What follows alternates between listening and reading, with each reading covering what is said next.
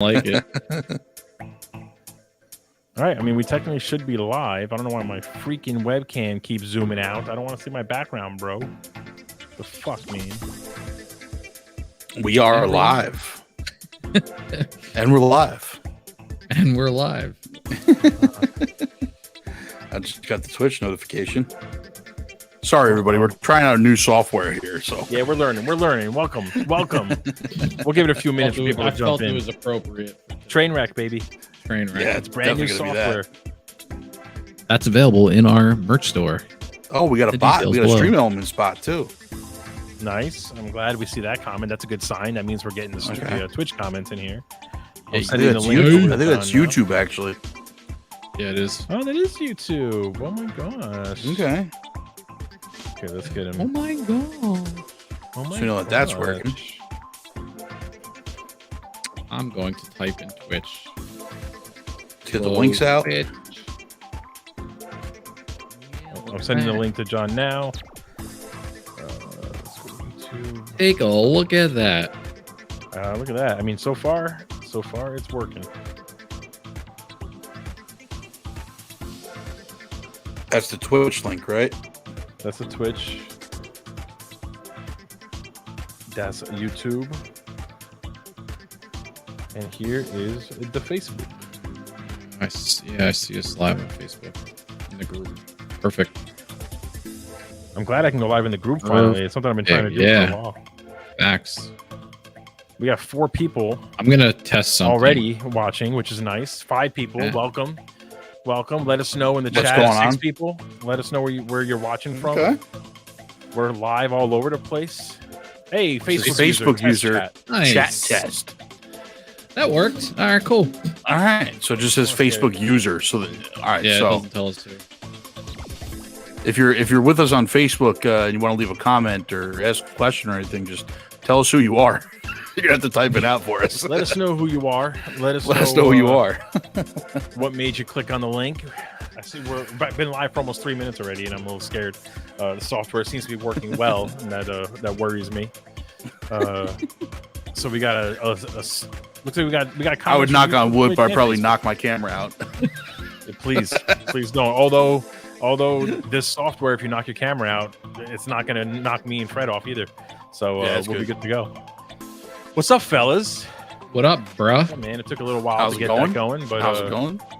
Thank you for joining Cytex and Zuplex. I'm Spartacus. Anyone who's jumping in, thanks for jumping in. We got a few things to talk about. Oscar nominations came out. We got some big news as far as Oscar nominations go for the Marvel movies.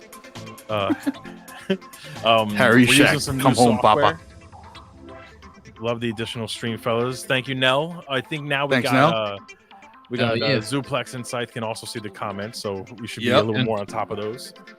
Let's see. We got some MCU conversations we have. I was listening to our own Scythex's MVP podcast over the weekend. Came out yesterday, actually, and he kind of sparked my ideas. So I got my daughter sneaking into the bedroom here. Better come in here quick and give me a hug. But let's go right into it. Let me pull up something here. Let's see what we want to start with. Last of Us is obviously the big dog. We're gonna end with that one because we got a lot to say. So I'm gonna of course.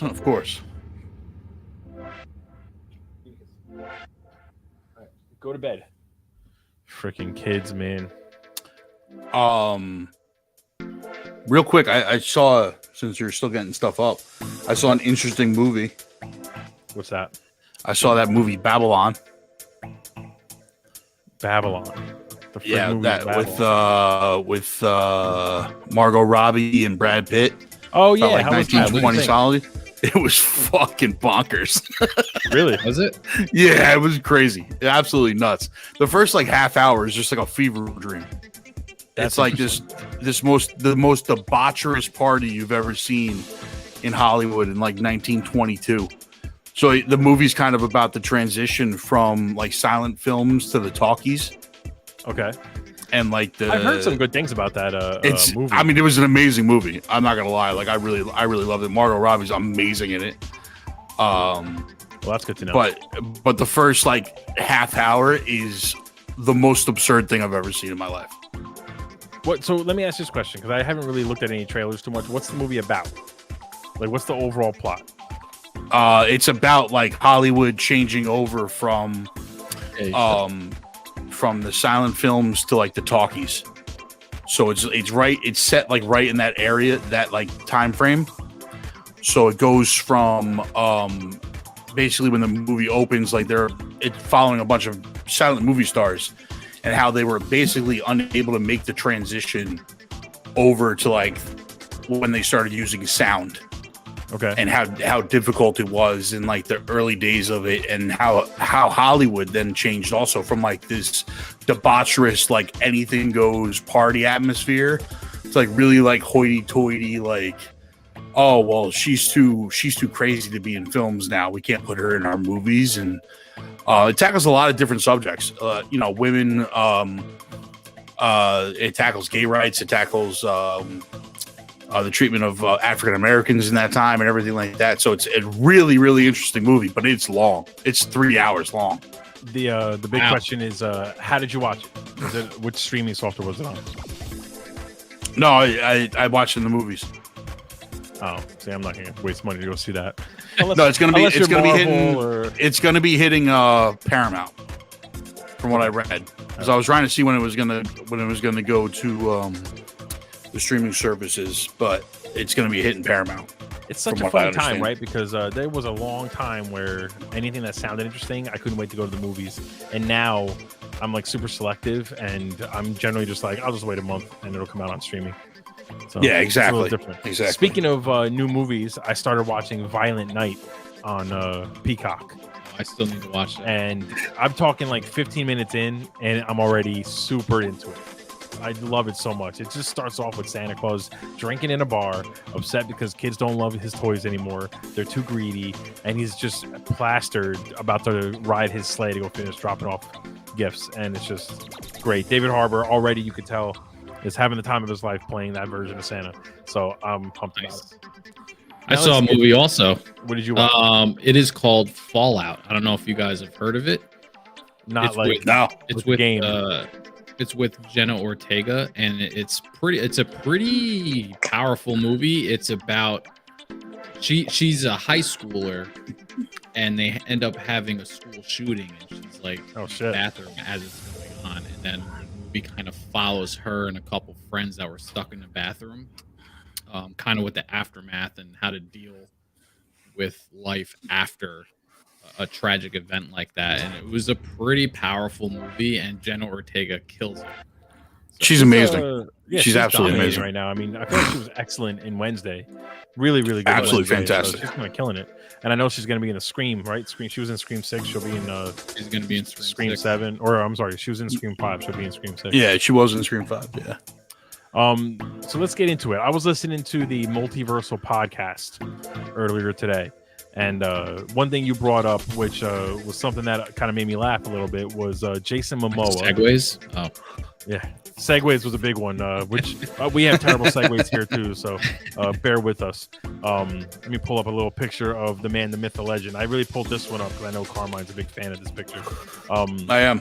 But it's on his ceiling. You see here pictured is our Aquaman. And he made a funny statement. So the rumors were that James Gunn was going to continue to use him, but he was going to switch over to Lobos, which everyone was kind of into. And he made a comment. Excuse me, did you just call him Lobos? Is that not his name? Lobo? His name is Lobo. Lobo, excuse me. Sorry, there's multiple Lobos. I can't even with you right now. Go on though. Coming from the guy who can't pronounce the name. No, I apologize. I said it wrong. Okay, my bad. But he mentioned over this weekend that he's still Aquaman, even after James Gunn takes over. And Carmine, as the resident comic book guy, what do you think about that? I know we got Fred's opinion on MVP, but I'm curious to know what you thought about that. Personally, I mean, he's an amazing Aquaman. I'm completely fine with it. You know, I would love to see him play Lobo because personally, I know Lobo's his favorite character of all time. Like, he's a huge comic nerd when it comes to Lobo, like has every issue of Lobo ever. So I think he would really do that character justice. And to be honest with you, there's a world where he plays both, because Lobo is an alien that could paint them up gray, you know, really like do them up differently. There is a world where he plays both. So you think though that they would go with multiple roles for one actor instead of just kind of recasting him somewhere else? I mean, I don't know. I know he really wants to play Lobo. Now that doesn't mean that they're not going to get somebody else to play Lobo, but I know that he really wanted the role. He could have also just been excited that Lobo was coming to the DCU, because he is such a huge fan. Did you hear the Marvel news about Jason Momoa though? Well, so that's because I was thinking of a proper segue. I wanted to move towards that too. But so go ahead. You announced the news for Marvel that it's not official yet, but they are in serious talks with him to play the Thing, Ben Grimm, and basically he would just be a voice. He would just be the voice of the Thing, a la Vin Diesel, a la Bradley Cooper type of thing. Which would open him up to still be Aquaman or play whatever other DC role that Gunn wants him to do. And I think he's got a good voice for the Thing. He does. I'm curious, though, does that mean we're not going to get an origin of the Fantastic Four? Or are they going to use... I don't think they should. Flylight, what's up, man? What's going on, Flylight? From what I understand... It's gonna drop you in similar like the way we did with Spider-Man, where they're all gonna have their powers already, and they're just gonna like take off right from there, and just I think their origin happened. I do too, because we've seen 3 different iterations of their origin story at this point, or two, 3. I don't even know. So do we really need to see the Fantastic Four's origin story again? They can explain it in other ways, just like they did with Spider-Man. So like Spider-Man and Batman, in my opinion, are the two that we never need to see Uncle Ben die again, and we never need to see the Waynes get shot again. Like everybody knows about Batman. That was one thing about the Batman movie I really appreciated, was the fact that we didn't have to see the parents die again. Yeah, I mean, we did not need to see that. It's like a nonsense thing, but I feel like there are certain heroes, and I throw Fantastic Four into this mix, where it's kind of universally known how the powers are achieved. So we don't need that. And it's the same thing for Superman. Whenever they do a new Superman movie, we don't need a new origin. We don't need to see we know exactly what's up. going to happen. Right. Yeah. So I think it's a smart decision, and I feel like it makes more sense for Fantastic Four in particular, because the latest Fantastic Four movies, all of them, are not that old. So you're not that story is not something we want to see. So and not to mention, both of the most recent versions, right? We spent so much time on their origin story that the movies were like nothing. They meant absolutely nothing. So it's like, do we really need to spend like a half hour, 45 minutes on another origin story for the Fantastic Four? Or can we they got powers, just go for it. Right. You know what I mean? Right. Right. I feel like it'd be better to spend all that time on their rapport and building up the kind of chemistry between the group versus, building up, any kind of explanation. Even for Doom and all that stuff, we don't really need the origin story. Not right off the bat. I mean, we can, I'm assuming Doom is going to be a Loki type character where he's super popular. He sticks around and comes back multiple times. He better be anyway. If that's the case, you can explain his origin in future projects. He's supposed to be the big bad of Secret Wars. That makes sense. But I don't think he should die at the end of Secret Wars. I mean, it's Marvel, so they'll probably kill him. It is Marvel, but that is the problem. But speaking of Marvel as a whole, when you were talking about this, the Jason Momoa thing, Fred, on MVP, you started talking about how the Feige was talking about how no one will get tired of comic movies and the secret to the shared universe and all that stuff. And for anyone who doesn't know, Feige basically was asked flat out, what's the secret? How come Marvel can do it and no one else seems to do it? And the answer he gave was the generic, hard work and dedication. There is no secret. But I thought that I kind of have some opinions on that, because I feel like there are certain things that apply, and it depends on, for me, it depends on what the project is and what we're looking at. So for Marvel, it's kind of almost, because of the comics, it's laid out for you, right? The storylines are already connected. There's already characters that pop up in multiple different characters' origins and all that kind of stuff. DC is the same thing. But I feel like, why didn't the Monsterverse work out? with Mummy and Dracula and all them. And I feel like the problem is they're trying to copy the comic book formula for monsters. And really, a shared universe for monsters doesn't mean that Dracula and the Mummy need to interact.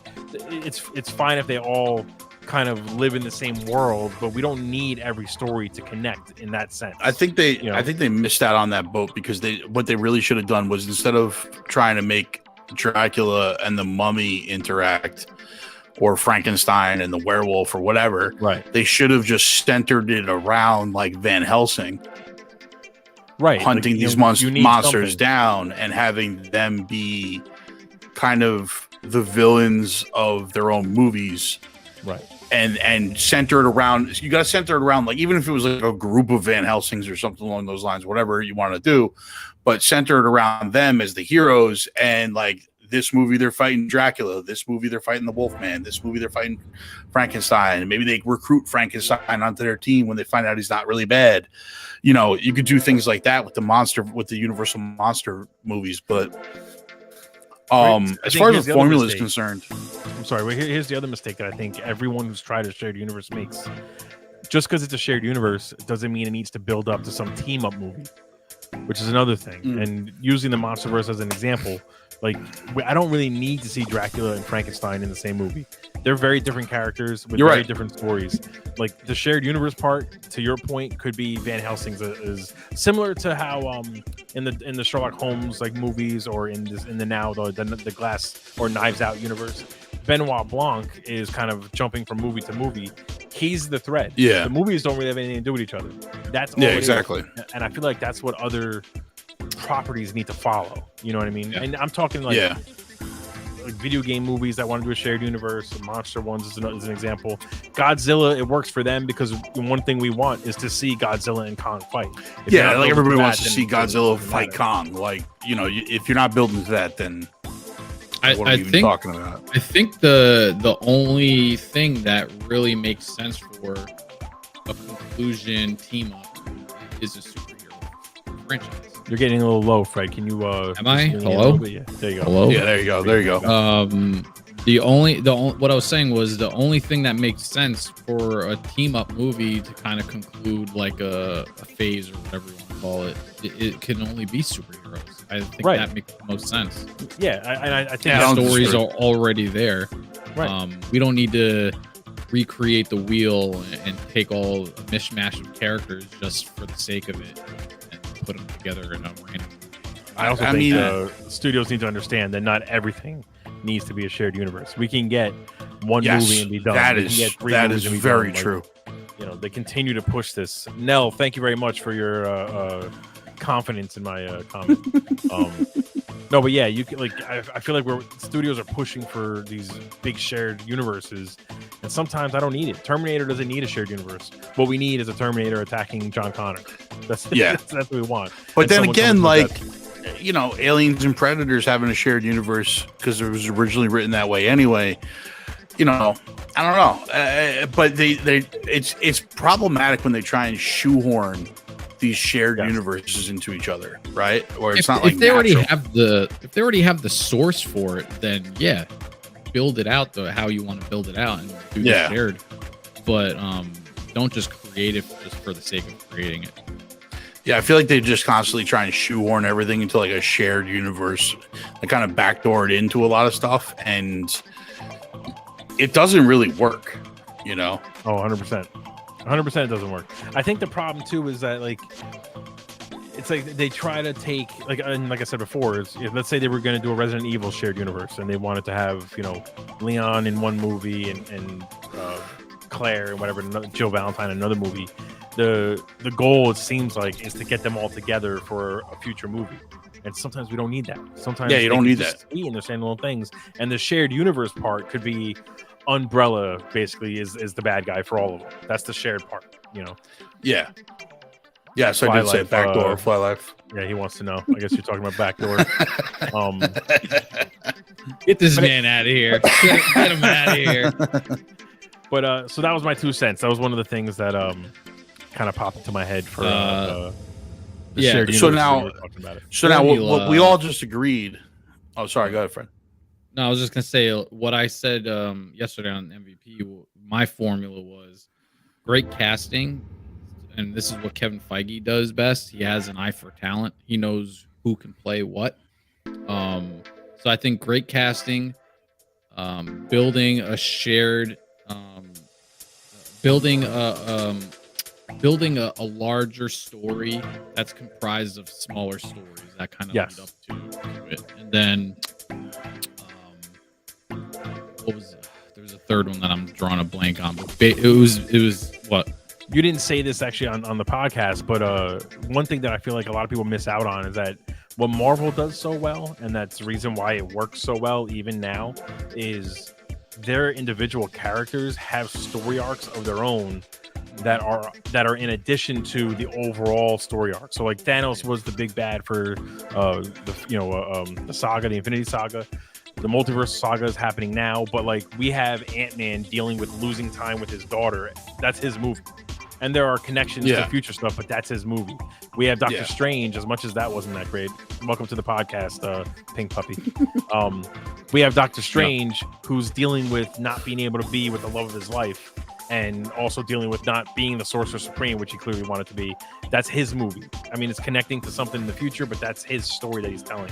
And then going back to Infinity Saga, Iron Man, Captain America, Thor, they all had trilogies of shit that they specifically dealt with that worked out. You know what I mean? That basically they worked through, but by the end of their movies, that didn't have necessarily anything to do with the overall saga. So like I feel like that's the mistake that DC keeps making. They want Batman and Superman to meet each other and fight Doomsday right away, immediately. Like, and it's like, but you don't. Why do we care? Superman is a bad example because he actually had a storyline for himself. He was trying to learn how to be a hero and what that actually meant. Yeah, but Batman, Wonder Woman, Flash, Aquaman were just here. They are guys plopped into a movie. So. I mean, one of the things too that Marvel does so well is they pick the right creative between directors and writers to write each kind of like, or to pretty much create each kind of like mini story arc within the overall story, right? So you had Favreau directing Iron Man 1 and 2. Yeah, they went to Shane Black for number 3 because Favreau had a falling out with them. But for the most part, those 3 movies seem cohesive within themselves, but also seem cohesive within the greater Marvel cinematic universe. Right. Thor had some problems because we went through like three different directors on 4 Thor movies. So, Thor had some issues, but the Russo brothers, once they took over Captain America, then you had the Russo brothers do Civil War. They did Infinity War. They did Endgame. So you had the same like vision from directors doing these major set pieces in the overall universe, whereas DC was just like, give everything to Zack Snyder and let's hope it works. Like, run everything. It just made no sense, you know? Yeah, and to your point and to their credit, the directors working with each other and like picking each other's brains to make sure the main story is being told. I think your point though, Carmine, is like it's a blessing and a curse. So like the fact that Marvel stuck with directors that worked makes sense, but I feel like one of the strengths of Marvel is just because Thor 1 maybe wasn't critically acclaimed like they wanted it to be, they pushed ahead with Thor 2 and they still gave it time to get better. And then that one kind of dropped the ball. And I don't even know who directed Thor 2. I don't even remember, but he hated it, and so did the. It wasn't Kenneth Branagh. No, it was someone else, and he did not like directing it. The bad guy, I can't remember his name now, but he hated it as well. But like, again, most Hollywood studios would say, "Oh, they didn't like the first one. They basically hated the second one. We're not going to do this anymore." And they gave us a third Thor anyway, and gave us a new director, and just tried to make it work. And third time was a charm for that example. But I feel like that's and then they screwed it all up on the fourth one. Well, but you know what though? Chris Hemsworth basically already said if Taika Waititi is directing another Thor, then he's not coming back. So he's clearly open for another one. And Marvel, knowing Marvel, will bring him back and maybe come up with a new director with a new vision. And they'll keep. And my point is, like, we got, and this is a kind of a little weird to say because we all collectively don't really like DCEU, but we got Man of Steel. Everyone pretty much loved it. Batman vs Superman. Everyone pretty much hated it. So they said, okay, we're not doing any more Batman or Superman movies. Instead, we're just going to do a Justice League. And it was like, no. Well, I felt like they were playing catch up. Like they're like, oh, look at Marvel's already doing their third Avengers movie. We got to get a Justice League movie out there fast. And that was just studio oversight to like the nth degree of just being so short sighted on what they should be doing. Like slow it down, take your time. It took 10 years for us. It took 6 years for us to get the first Avengers movie. Yeah. After what, 4 or 5 movies, something like that? It was 4 movies, right? It was Iron Man, Captain America, Thor, Iron Man 2, Avengers. Yeah. So 4 movies and then the Avengers movie. But they took, and we've said that we've kind of beaten that horse to death. They just were rushing. Incredible Hulk too, right? Wasn't that Incredible Hulk. And Incredible Hulk, I forgot about that one. Marvel forgot about that until now. Yeah, they did. Until currently. So I mean, don't blame me for forgetting it, everybody. But anyway, but now just sticking with Marvel for a minute. Real quick. Go ahead. Sorry, my third point, and it was that they know how to expand on B and C level characters and make them care about it. And that's a huge thing.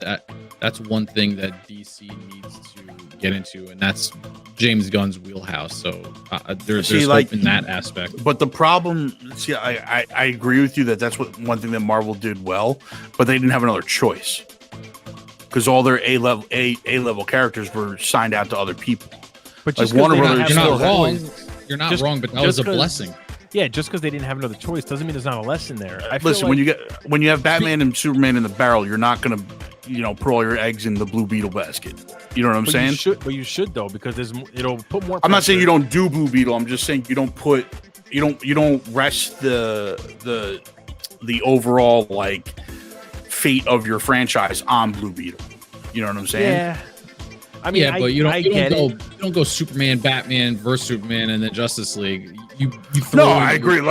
Yeah. No, absolutely. That's what I'm saying. Marvel didn't have a choice. DC made was they came out with a Superman movie that finally, this is my opinion, made Superman interesting, because I was never really I always found him boring. Exactly. They followed that up with what we thought was going to be like a Batman movie and just feature Superman, but instead it was neither. The two of them were kind of split the time, and they gave us really no new information about either of them. And then instead of doing new characters, they just completely stopped everything. They gave us a shitty Suicide Squad, and knowing Suicide Squad wasn't going to link to Justice League, and then suddenly we have Justice League. So the biggest mistake they made was not giving us some of those B-level characters. No, I agree. You know what I mean? And I'm not saying they shouldn't do the B-level and C-level characters. I'm saying that if you have all right, if you think for 1 second that if Disney had the rights to Spider-Man and the X-Men, that we would have ever seen a Guardians of the Galaxy or an Eternals movie, you're out of your mind. We never would have gotten it. They didn't have another choice. That's the only reason we got those movies. You know what I'm saying? Yeah, I guess. I still feel like disagree. I feel like they would have still done it. Yeah, or you know what? We're kind of scraping the bottom of the barrel a little bit with Blue Beetle, right? Why not start with Wonder Woman, who was a very popular character? And to be fair, the first Wonder Woman movie was good. Right. Yeah. So what they should have done is, after Superman was a success, given us Wonder Woman and kind of promised Batman.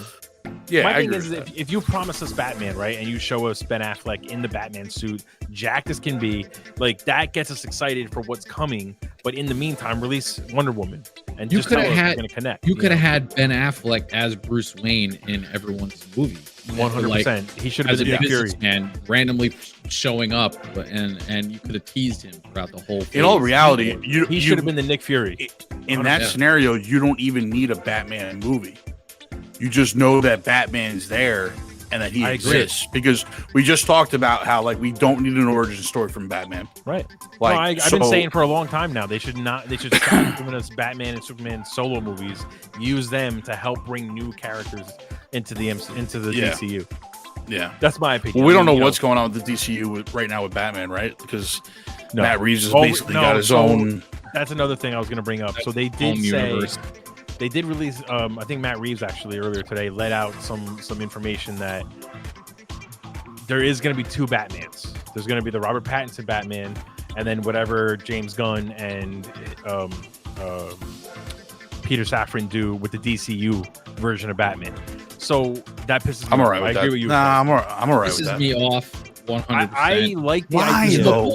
Like we just talked about how we don't need shared universes for everything. But we talked about needing it for superheroes, and they're doing 2 shared universes. Batman's gonna have a shared universe with Robert Pattinson. Listen, man, listen, if they're all good movies, then who gives a shit? Listen, I don't disagree with that. If they're good, you know what I'm saying? If they land the plane, then I'm fine with it. Then who cares? My issue is Robert Pattinson wasn't the worst Batman and had a lot of potential for going forward. So I kind of wanted him to have his solo movies and whatever, but bring him into the mix. Yeah. You know what I mean? I wanted him to be a part of the DCU, maybe not a main part of it, but just be there. You know. But then again, we don't know though that they are going to have 2 Batmans. Maybe they have like a Nightwing, which is what I've been waiting for forever, and Robert Pattinson's Batman, and they kind of keep it separate that way. I would love to see the Nightwing story play out. 100%. But first getting Robin, and for that you need Robin. Yeah. So we'll see. Maybe they're going with Red Hood and all the other, Batgirl and all that stuff. They're actually going to release it this time. Well, I know that he's doing 3 miniseries on HBO Max based around villains. Yeah. So it's going to be Professor Pig, Penguin, Professor Pig, and pretty much they're going to release it soon.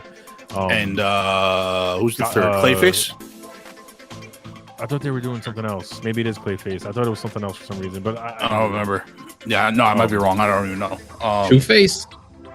No, it was with Penguin and 2 characters we've never. Oh, Scarecrow. It's Scarecrow. Okay.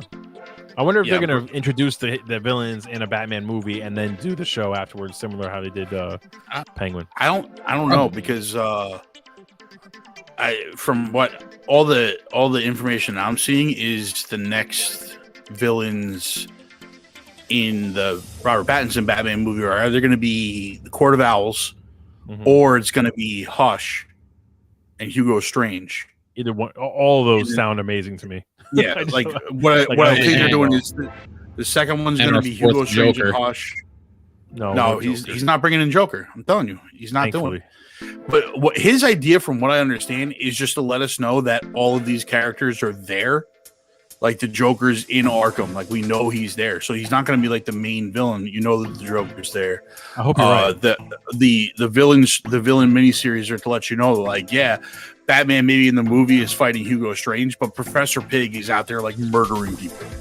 Also, so he's really, from what I understand, is building up Gotham as the main focus of the universe, not Batman. One thing I kind of look forward to is James Gunn version of Joker. I feel like he could do some crazy. We've seen some good Jokers, but I feel like he can give us a unique version that is entertaining and worth it. I just hate seeing so many different types. Just give us a set person and run with it. That I don't disagree with. I don't disagree with it at all. But anyway, let me get back on track here because we were talking about MCU and I wanted to segue, a good segue, over to some big Oscar news. So this year, for the Oscars, we got our first Best Actress nominee from a Marvel movie. Angela Bassett from Wakanda Forever. Well deserved. Very well deserved. I mean, she killed it in this role. If you haven't seen Wakanda Forever, definitely go see it, number one. Did Letitia Wright get nominated for anything? Not that I've seen, no, but we'll go through the nominations in a second. That's frustrating to me.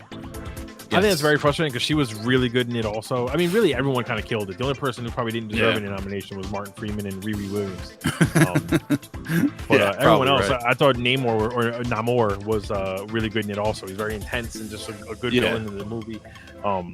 But she deserves it, and it's just good because to me, her being nominated for Best Actress kind of puts a little bit more of a nail in the coffin for the whole Marvel is in cinema kind of comments that we keep getting from all these actors, directors, and stuff like that. She killed it. She deserved it. And since we're talking about the Oscars, let's go ahead and talk about some of the nominations. I wanted to go through them before we get into Last of Us, and let's see what your guys' opinions are. So we're going to start with Best Picture. We'll start with Best Actress. Who's Angela Bassett up against? Let's see. So lead actress, we got wait, she's on this list. Oh no, best supporting actress was Angela Bassett. That's still a big one. Okay, we're starting with that category. Then you got is Letitia Wright then put in for best I don't think actress? she's nominated. I don't think she's nominated at all. That's so fucking wrong, bro. Yeah. Go on. Sorry. No, that's right. Best supporting actress. The nominations. You got Angela Bassett, Black Panther, Wakanda Forever, Hong Chow from The Whale, which I haven't seen.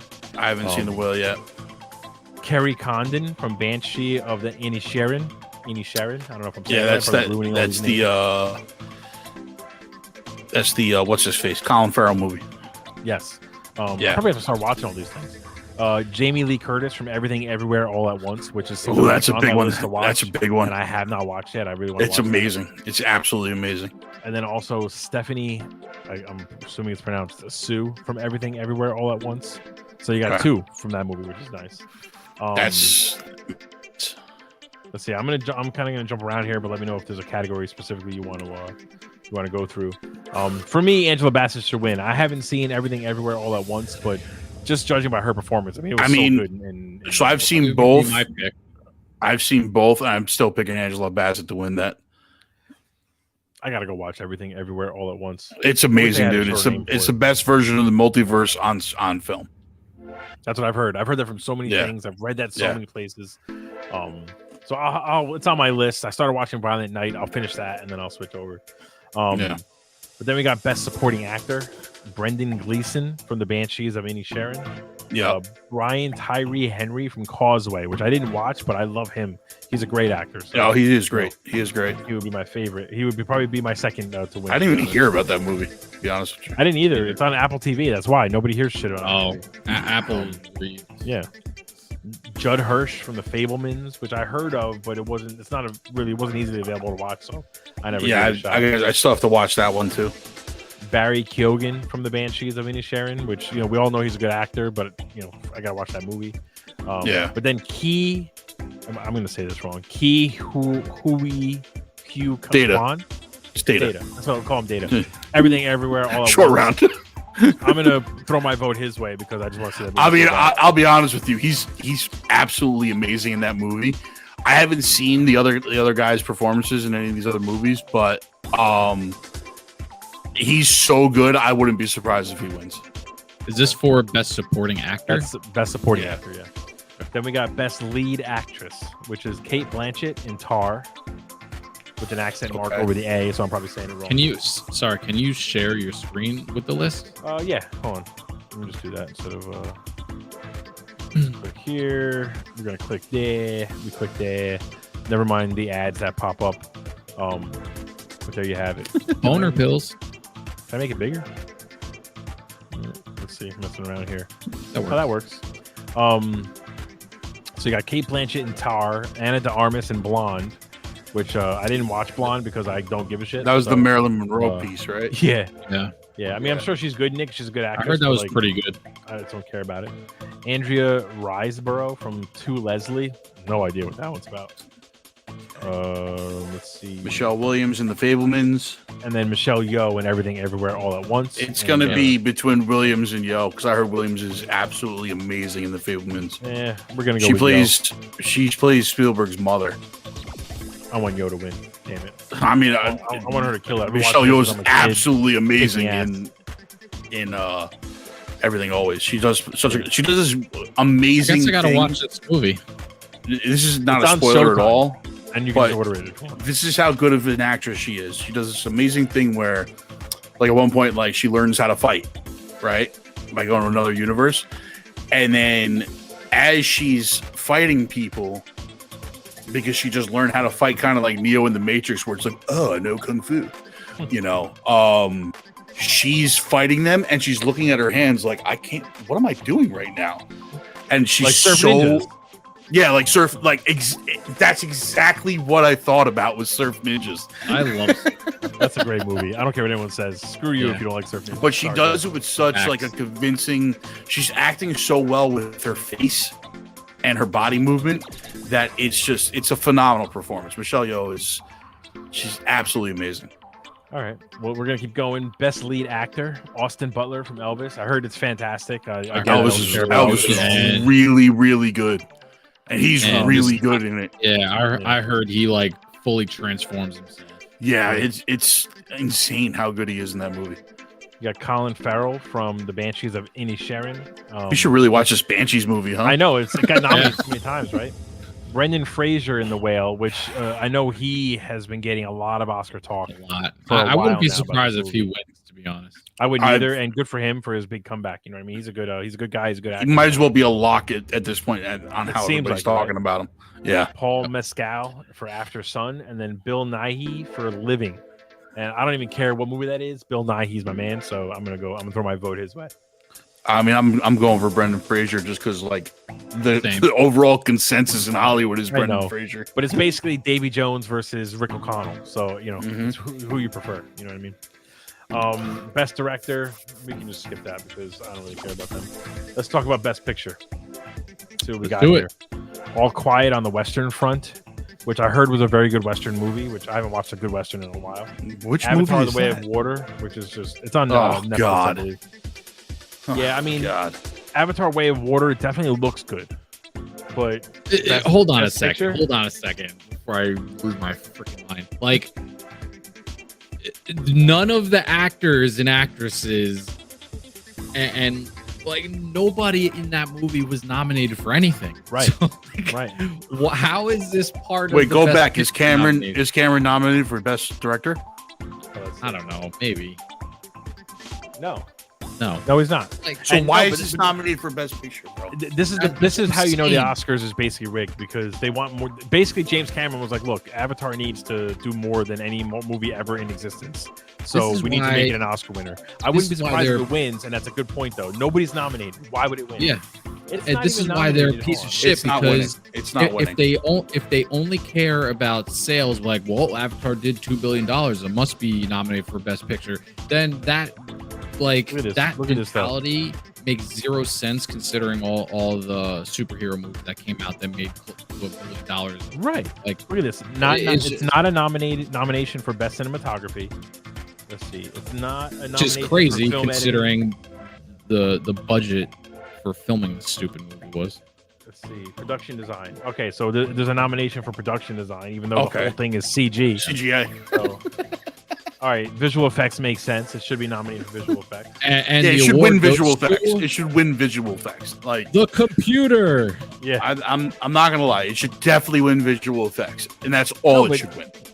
That's an excellent point, though. It's not nominated. None of the actors are nominated. So, so why would this be Best Picture? Performances.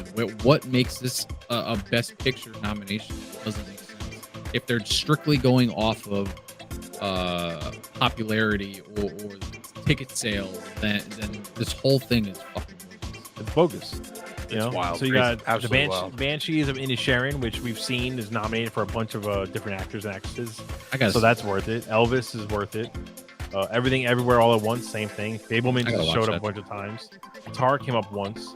Top Gun Maverick. So this is another one. Nobody from here has been nominated for anything, and yet it's being nominated for Best Picture. And if my opinion, I think that's a shame, because Top Gun Maverick was awesome. It was very good. It should be. Yeah, but I mean, like, that's not an Oscar-worthy performance from Tom Cruise. You know what I mean? Like, I feel like they almost not from him, but they're like Miles Teller. I thought he was fantastic. If we're being honest, best supporting actor, yeah, maybe. If we're being honest, though, and I'm going to be real with you guys, I feel like Tom Cruise is almost like in a category of his own for the amount of work he puts in to making sure blockbuster movies are still made. Yeah, they should just do Best Tom Cruise movie. Yeah, right. Or maybe give him a lifetime achievement. I just feel like the amount of effort he puts in, not just for doing the stunts, but like during he's COVID, never won an Oscar, right? I don't think he's ever won. Best of 4th of July or the 4th of July movie. Did he win for that? He was probably nominated. I don't know if he ever won. I don't think so. I think he was nominated a bunch of times. I don't think he's ever won an Oscar. I could see him maybe winning for best supporting actor for the vampire movie he did. Not Queen of the Damned. Oh yeah. Interview with a Vampire. Yeah. I don't know for sure. I have to look that up. But I feel like he did so much work to keep people employed and to make movies. And he's been nominated. Whatever. He got nominated for Born on the 4th of July, Jerry Maguire, Magnolia. Jerry Maguire, yeah. Yeah, and that's it. But you get my point, though. I feel like he didn't win. He has no win. No, he hasn't won. You get my point. The Scientology stuff is a little effed up. You know, he's a little weird, but like he really has put his heart and soul into movies. I mean, he's the last great movie star. He really is the last like full blown triple like Hollywood movie star. Yeah. Like they definitely need to honor. They definitely need to honor his career. Yeah, at some point they definitely. I mean, my thing is, there's like when it comes to the Oscars and it comes to Best Picture, you know. There's movies that win Best Picture that are obviously the best picture of the year that aren't exactly like the most entertaining movies to watch. You know, they're 100%. Very heavy, they're 100%. Very like artsy, they're very like, but when you watch one, you understand like, oh, okay, like I get why that's like Best Picture of the year. Right. You know what I mean? Like it makes sense. Like that's why I think The Whale's gonna win, because it seems like an Oscar. Yeah. You know, an Oscar movie. Like Birdman's a perfect example. Like Birdman, for the most part, is just like a relatively boring movie to watch. But that one scene with Michael Keaton, where he's talking directly down the barrel of that camera, and it's a one shot going around the table read and everything like that, is one of the most amazing scenes I've ever seen in a movie before. Yeah. And that'll win you an Oscar right there. 100%. Yeah. So yeah, that's the Oscar breakdown.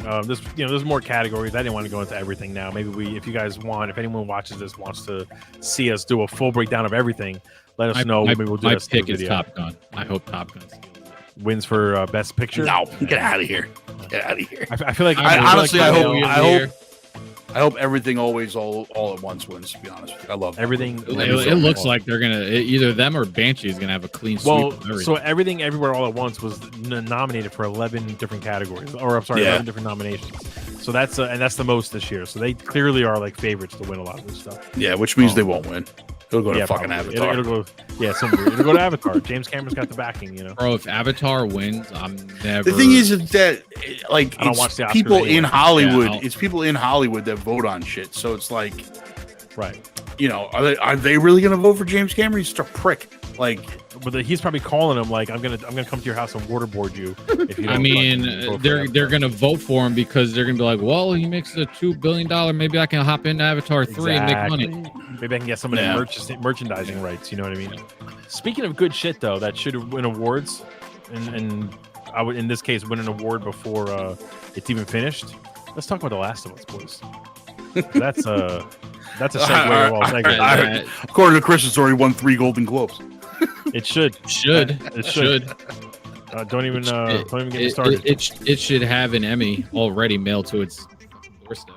Pedro Pascal needs to win for Best Actor in Life, and Bella Ramsey should win for Best Supporting Actress in her second shit ever. And then the show should win for Best Everything, Best Cinematography. The last episode, man, episode 2. So we got 2 episodes in. We're gonna start off with our ratings. Let's go with the ratings here. So Carmine, what did you give episode 2? What would you give out of 10? Episode 2. It was a 9.3. 9.3. All right, Fred. Yeah. I'm sitting around a 9.5. So I gave episode 1 a 10, right? 10 out of 10. I'm going to give episode 2 a 9.8 out of 10.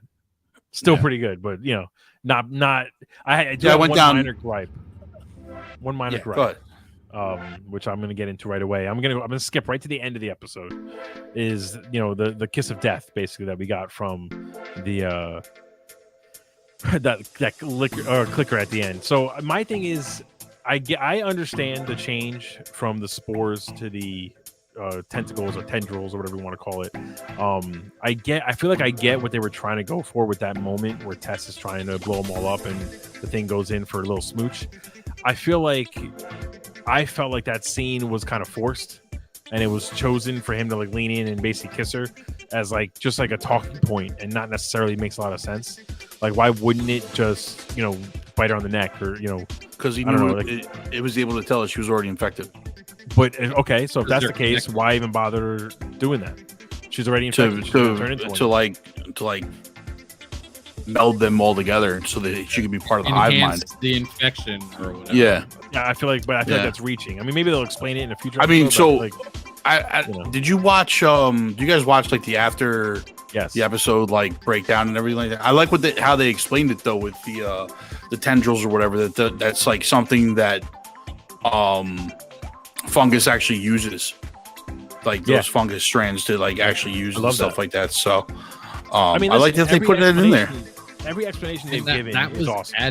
That was added to the show. Yes. Yeah. Otherwise, really, that's my only kind of gripe of the whole thing. Otherwise, this second episode, the addition I loved, that wasn't in the game, that was in the show, was when he shot the one that was on the ground, and it had the like little spider things wrapped around his finger. Yeah, and it let everybody else. It communicated across the city to the rest of the hive. Like that's a great thing to add in that wasn't in the show. That maybe wasn't. I mean, wasn't in the game, but maybe it was in the game. We just they never explained it to us, type of thing. Yeah. It's a great addition. It makes this version of their zombies that much scarier. Yeah. 100%. You know, they nailed the clickers, and before we get even into like the clicker looked absolutely amazing. Before we get into that, though, I just got to point out, like, Neil Druckmann directed this episode. Yes. Right? He's a game director. He creates video games. The guy directed, I don't know if this is his first ever live action thing. I think it was, and he knocked it out of the park. And on top of doing just a phenomenal job with the directing, he basically taught us, or taught other directors, how to take shots from the game, put them in your show or movie in a way that doesn't feel forced, doesn't feel kind of hammy. Like it was just a natural kind of camera movement, and it was just flawless. This, particularly the scene when they walk out of, I think it's the hotel in the beginning, and Ellie kind of sees the city for the first time. Yeah. If you notice, the camera kind of goes behind her, just over her shoulder, just like in the games. Yeah. And she walks out, and the camera kind of just pans a little bit. It literally looks like a shot from the video games, but it never to me felt like unnecessary or weird or anything like that. You know what I mean? Didn't feel forced. Never felt forced. The whole clicker scene is ripped straight out of the fucking games, and in the best way possible. Like it's so good. So good. I really loved everything about it. The little Easter eggs. How great did the clickers look, though? They looked phenomenal. They looked fantastic, and I'll say it again. I said it in the trailer, but the actors and actresses that are doing movements for the clicker are incredible. I mean, the mannerisms they have down pat, like they're moving just like how they moved. They're adding the sound effects of the clicker noises. You're getting the sounds of the game with the actors doing movements, and it just felt like you were reliving the game in the best way. It was amazing. It was so well done. The costumes were so on point. I felt like so. Just a fun fact: the actors who played the clickers are actually huge fans of the game that pushed to play the clickers. They were like movement actors or whatever. Yeah. So they actually know the game so well that they basically were like, look, we can do this justice. And I mean, so they're the ones in like the mocap suits. Yes. The mocap suits. Well, yeah. I don't know if they're mocap. I don't know if they're mocap for the game. They just played the game so much that they know the characters that well, and then they wanted to do them in the show. No, in the show, that's live action. I mean, that they put prosthetics and everything. No, I know in the show. I'm saying in the game, you need you need animation. Oh yeah, no. I think that was just. I think they just are fans. They basically are just diehard fans of the game. But couple of things that I really liked, just some of the things that stood out to me were, just how some of the dialogue is ripped straight out of the game when Joel and Tess are watching Ellie while she sleeps to make sure she doesn't turn. The whole scene with Tess at the end was almost shot for shot, comment for comment, or line for line straight from the games. But I love even like the little moment when they're sneaking through the museum and Joel and Ellie are side by side and they're crawling behind the display. It's the crouch crawl from the games. It's just so phenomenal. Just really well done. I do like. You're really into crouch crawling. That's like the 19th time you brought it up about this show. I'm just noticing it now that you're super into crouch crawling for some reason. Do you love crouch crawling in the games and stuff? I feel like I need you to prove that I've brought it up that many times because that's a weird thing to bring up. But yeah, I loved everything. I'm like so into this show. Now let's talk about the opening, because we got a new opening scene that further kind of explains how the infection happened. and it's not from the game. It's an original scene for the show. So I was going to ask because, we've stated before that I didn't finish the game, so I was going to ask if that was actually in the game, like later on as a flashback or something like that. That city is lore to the game story. So they in the games the outbreak is from contaminated crops in like South Africa or something like that. I think it was, or it was in another country that basically were shipped out. So it's similar, but the explanation we get in the show of the flour factory basically sending flour out. If you ate flour that day, is basically genius. It's like a very grounded and real way to do it. It connects to the first episode because there's a lot of scenes where Joel and Sam just avoid eating flour without inadvertently. So it's just a great explanation for it, and I really love in particular the actress that played the scientist that they brought in, the professor they brought in, and when he told her that basically 14 people were missing out of this flour factory, and just a little detail of her hand shaking, so she has to put the little teacup down, and when he's just like, what do we do? And she's like, really just destroy everybody here, bomb this entire city, let me go home with my family because I want you to kill me because I don't want to live in the world that we're about to friggin' live in. Like it's just so well done and so intense. But that was the thing too, is like keep it intense the whole time. Like in the first episode, they were hearing about Jakarta on the radio in Indonesia, because remember they were like, where the hell is Jakarta? Right.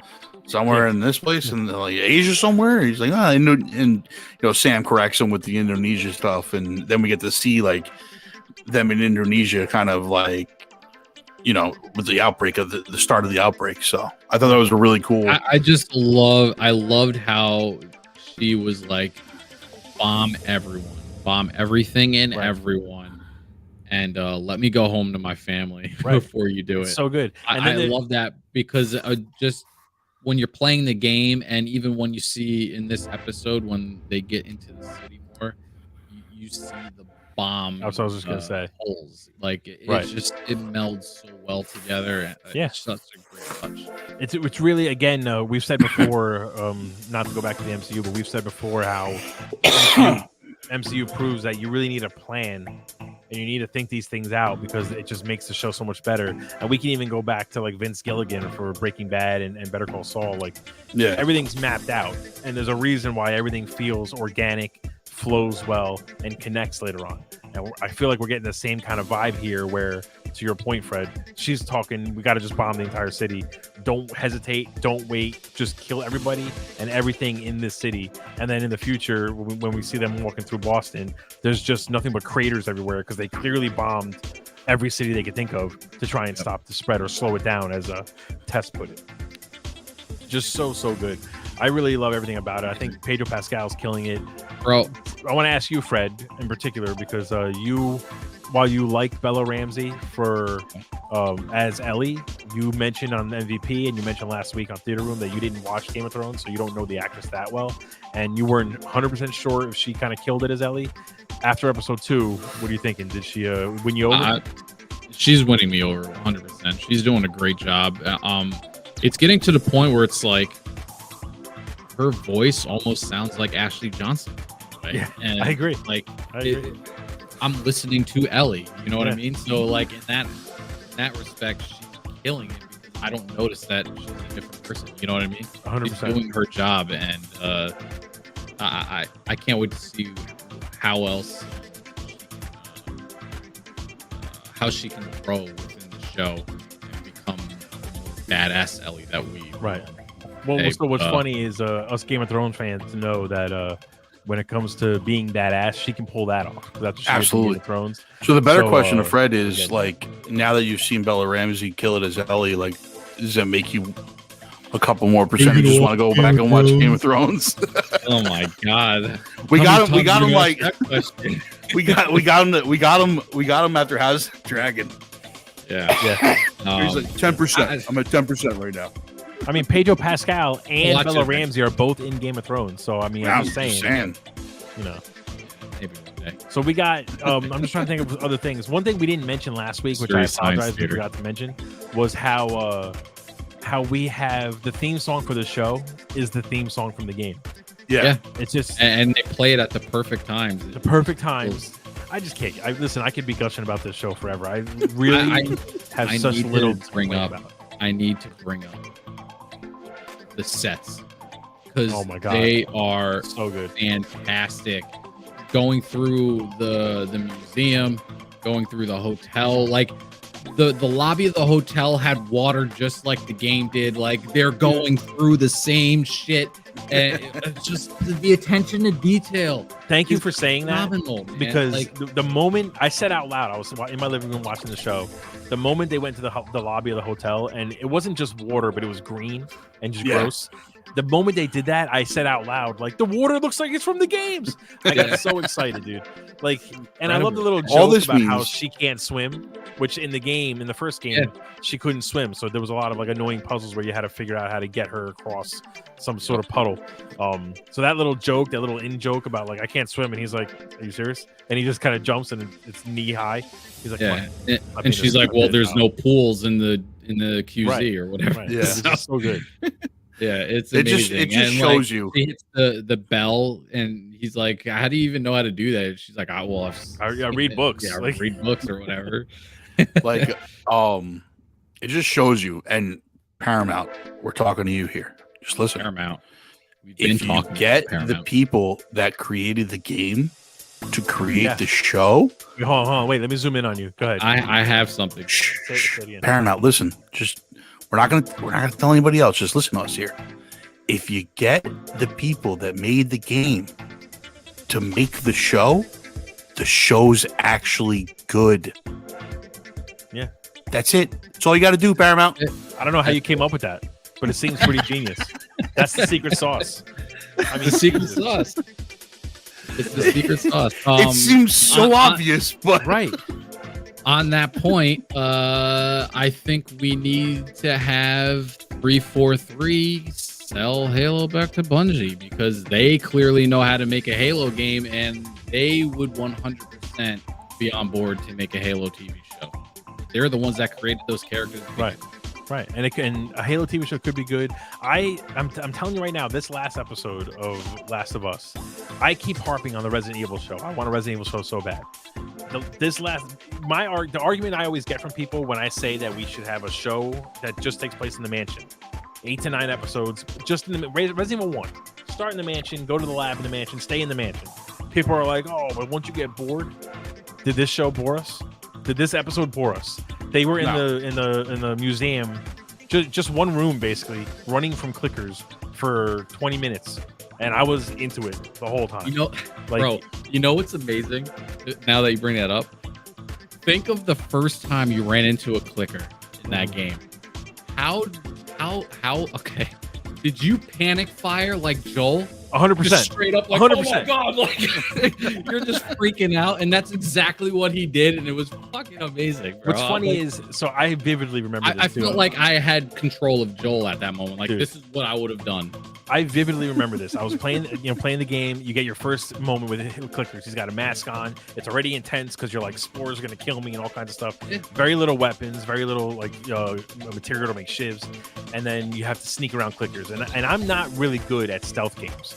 Most of the time, Metal Gear Solid is a perfect example. If I started off stealthy and then I'm just like, fuck it, and I just kill everybody. I do the same thing. In my mind, I'm like, I'll do the same thing. I'll try and sneak around, but then I'll just I'll kill them all. That didn't work out. I remember trying to sneak. I go to shiv one of the clickers. I screw it up somehow. I don't remember what I did, but now all of a sudden I just hear the screaming because they're all coming at me, and I forget how many there were at that point. And I was just like, "Fuck!" I ran out of ammo. I died. I must take me 3 times to get through it. So I'm loving Twitter about this show because they're like, "Wait, what about the part where I run out of shivs and throw my controller through a television?" Yeah. I've seen those. Why isn't that in the show? But now here's speaking before about how Neil Druckmann put in the camera angles from the game. Just talking about the Easter eggs. There were 2 specific Easter eggs that I fucking fist pumped to when I was watching the show, and it's probably the dumbest thing in the world. One of them is, did you guys catch the little QTE that had to be done during the show? So they're done at the hotel, or in the beginning of the show, that Ellie wakes up from her sleep. They finish talking. They decide to leave. what's the first thing Joel does is he has to move the bookcase. He walks up to it and kind of stares at it for a second, and I could just envision the triangle pop up and smash the triangle button, so you can just grab it and slide it over. So right there, I was like, that's amazing. But the second thing that I fucking loved, one of the things in the game and in a lot of games, you crawl through a small space. You know, maybe you go through a crack in a cave, whatever it is. In order to keep you there, suddenly the rocks fall down behind you. You can't go back that way. That literally happened in the show. They go through the door into the museum to the final like showdown with the clickers. The building collapses, and I looked at it and went, "Hey, you can't go back that way." That's video game 101. Even they've been very deliberate. Around. It's just so good.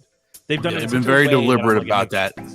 Like they did it in the first episode. Also, we talked about like, you know, when the car crashes into the other car, and it's like Tommy can't get around it, so he's got to find another way around.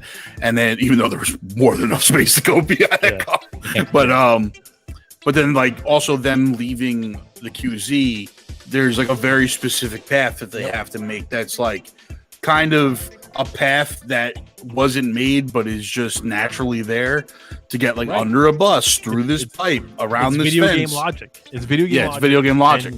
But it fits. It doesn't feel. Again, it doesn't feel like it's like, you know, you don't even really notice. Like we notice it because we are gamers.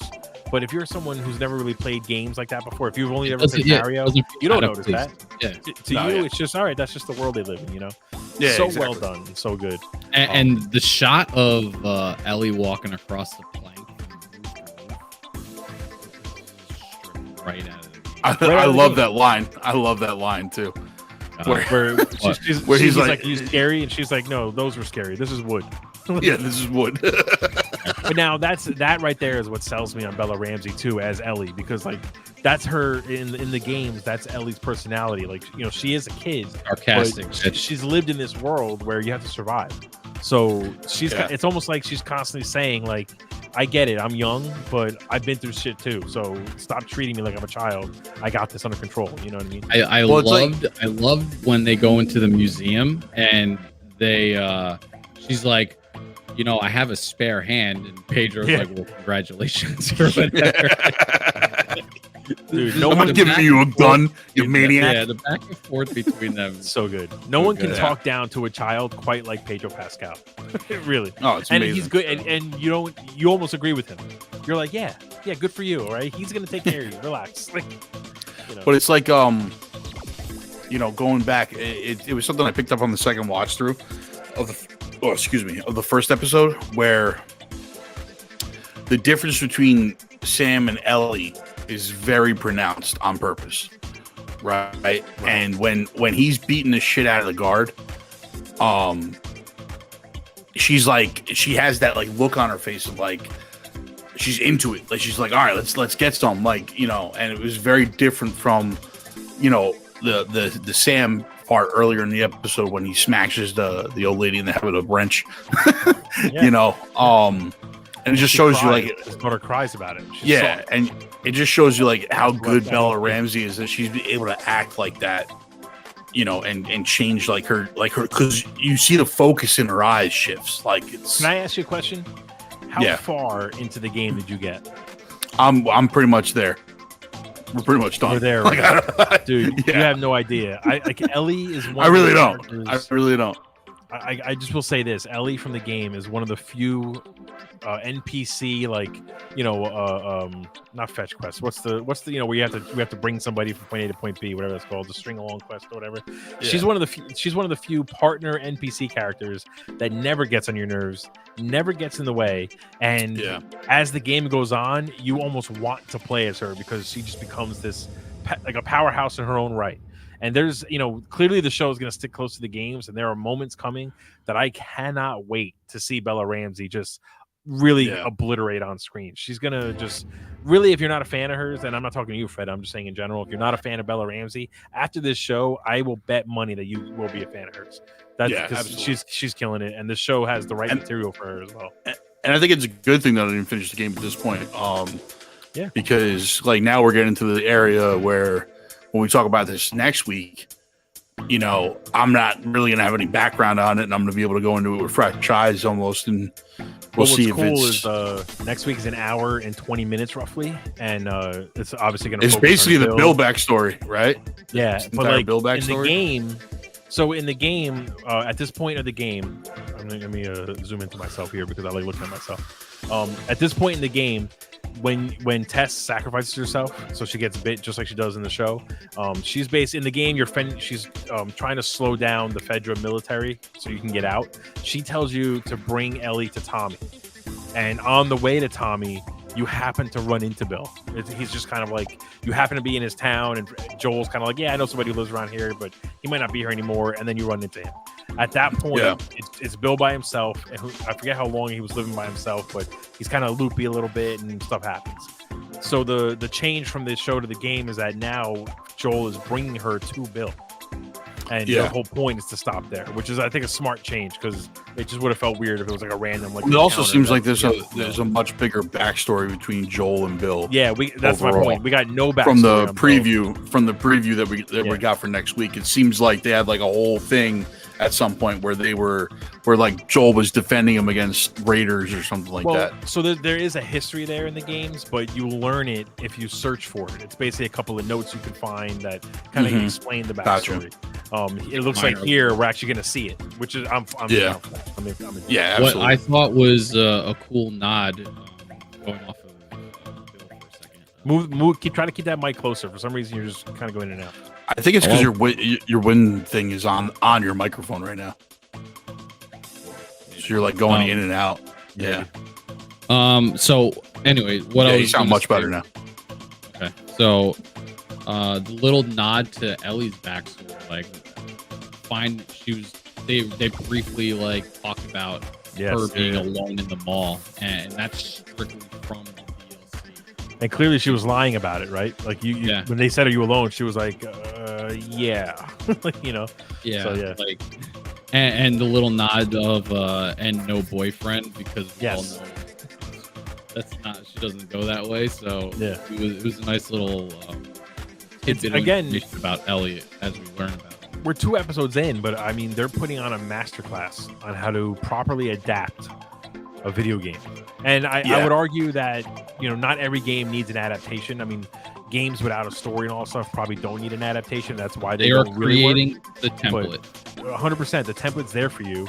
And the template's there for you from the games, right? And then now they're showing us that it can be done. You can hew closer to the games and come out with a good story. Halo. Resident Evil also falls into that category. Instead of trying to change things and show us shit that we've never seen before, why not give us what we saw and just tweak a little bit? What they're proving here is that you can change things, right? Because like the taking out of spores is a big thing in the game, right? Right. But it doesn't really impact the show at all, because it makes more sense for the show for it not to be spores, because if it was spores, then you'd just be like all over the place. So like they can make these big changes from the game to the show as long as they make sense. Yeah. I mean, the one example I think Neil he had said in an interview that like they made the change because like in real life, if let's say there's a carbon monoxide leak in your house, by the time you even realize it might be too late. Yeah, if exactly. Spores in the air, that's the problem. Like before, you wouldn't even know that you're infected. You'd be just walking around and suddenly you're infected. So it wouldn't you can't really visualize that, and it would almost be too unrealistic that they survive this as long as they do. So it's something that works for the game but doesn't work for the show. So it's a good change. This is also proving that if you take a cinematic game, like the argument that Hollywood had for a long time was that if you take a game with a cinematic story, then how are you going to make it a movie or a show when there's already a story there? What's the point then? Why would we do that? Clearly, everyone wants to see that. If you take a game like Gran Turismo that Sony has optioned for a fucking movie, it's a racing game about the feeling of racing cars. It's not Fast and Furious. Little to none at all story. Right. So how is that? There's no story going to work? Even when they made the Need for Speed movie, it was basically just an advertisement for cars. I mean, for like cars no one can afford. It was basically just the Cannonball Run. Right. Yeah, basically. So. Yeah, you're right. Though there's certain games that are more built for becoming a show or a movie. 100%. So, I'm trying to think if there's anything else. I feel like we've talked about everything about the episode. What do you guys? I just want to bring up your thought. Did we go over Scream 6 at all? Well, we talked about it, I guess, a little bit. I'm fucking amped for it. I'm absolutely amped for it. I think Scream 6. What is your thoughts on it being in Manhattan this time? I love that. I love it. You know, I'm as people who have listened to the Theater Room and listened to me talk know, I don't like when something just keeps revisiting the same kind of well. As a big Star Wars fan, I want them to get away from Skywalkers, and you know, for me, even like for the Matrix Resurrections, like they didn't need to go back to the well of like, oh, you're the one. Like I want to see other stories. So like for me, the fact that Scream 6 finally is making a bigger change than just, oh, it's a new killer, I'm way more into it. Scream 5 I liked, but it took me kind of a while to get myself to finally watch it because it's kind of the same thing.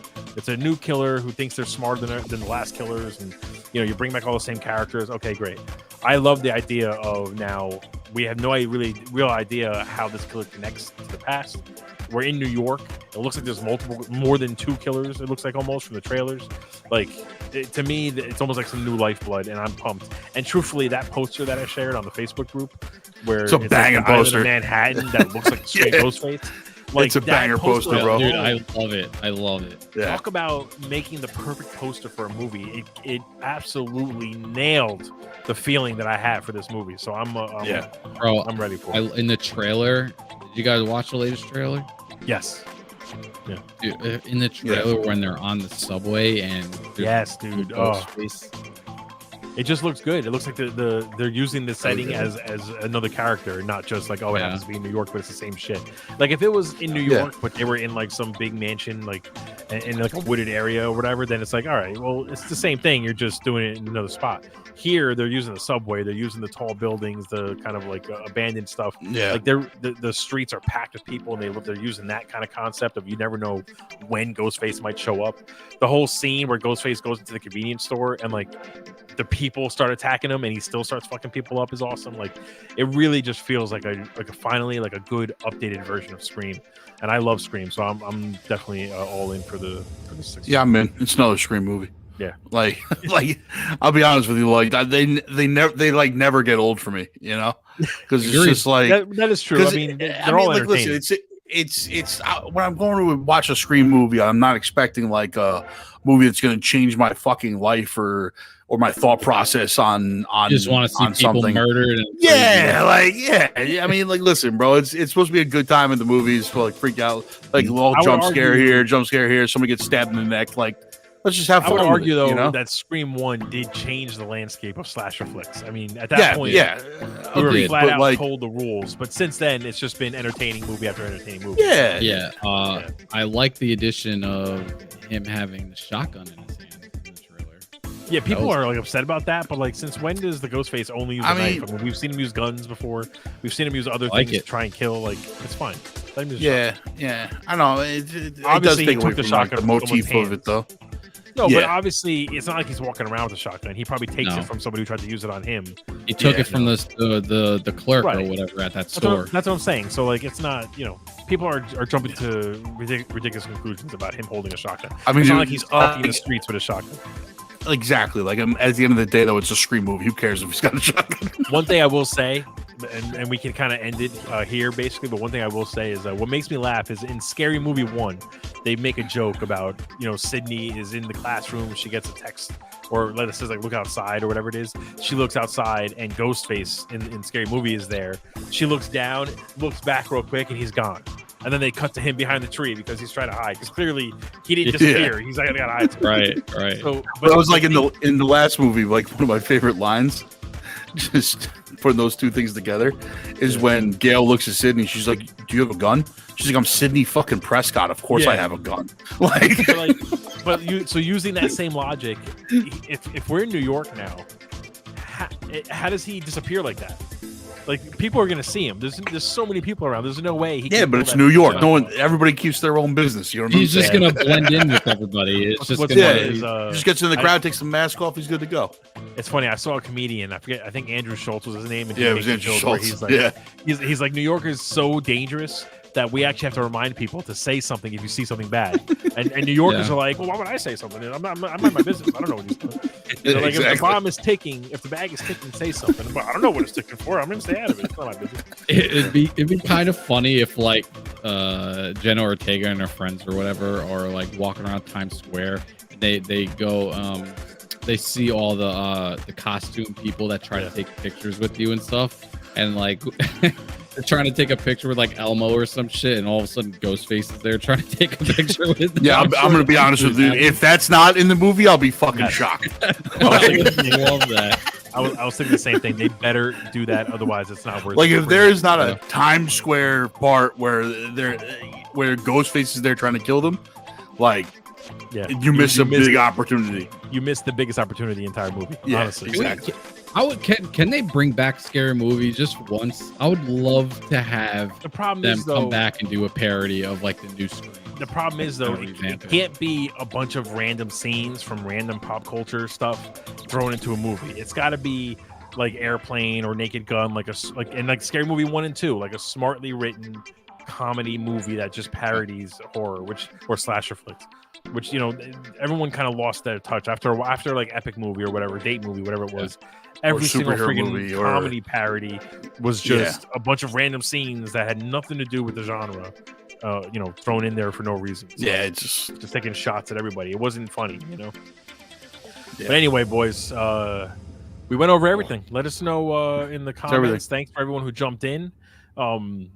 You know, let us know what you think about the Oscar nominations and Last of Us and all that stuff.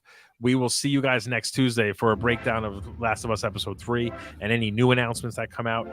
And like and subscribe everywhere. You know, the more support for us, we appreciate it. Anything you guys do to help us out, we're basically putting right back into the streaming and the network, give you guys better content. And we have only a couple more days left for HelloFresh. So if you haven't joined HelloFresh yet, and you're looking for some meals, you get 21 free meals with our code. We'll put it in the description of the videos, and it's also on our Facebook group, Generational Game and Entertainment Network. And we'll see you guys next week, man. Thank you for taking an hour and a half with me. Thanks, guys. Peace. Later.